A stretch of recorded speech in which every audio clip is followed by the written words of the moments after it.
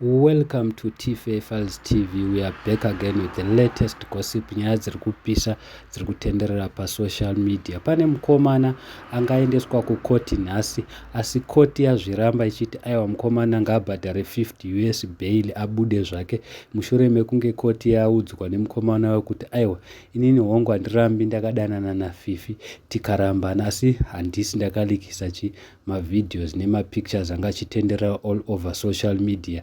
Aratidza koti ake mapictures achiti inini mapictures andakasenderana nafifi tichiri kudanana haasiriwo aya, of which koti nayo yatarisa ikaona kuti mapictures ane mukomana uyu nemapictures ari kutenderera all over social media akasiyana totally, zvaita kuti koti iti iyo timupe bail abude zvake mukomana pana chaanoziva, of which isusu takambokuudzai last time guys tikati aiwa panapa pane yainonzi foul play.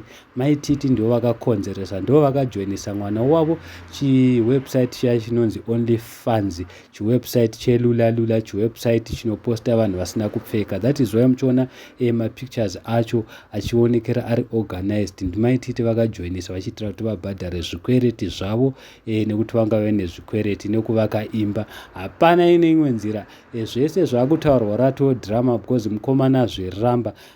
O kana kuti maybe fifi akasiya foni yake mumwe munhu akaheka, kana kuti mumwe munhu akatora mapictures akaita se akawapostera kuvanhu, ndo nyaya pairi. Asi zvekuti mukomana ndiye akaposta rato drama because nekoti yazviramba achiti hapana zvakadaro. Saka tachikumbira kuti mukomentewo down below mutiudze kuti imimi panyaya iyi ndiani anenge ari kukonzeresa, ndiani anenge ari kunyepera vanhu, because isusu sefifi tiri kuona kuti aiwa Mai Titi ndo vari kukonzeresa, ndo munhu anofanirwa kusungwa. Thank you so much, don't forget to subscribe.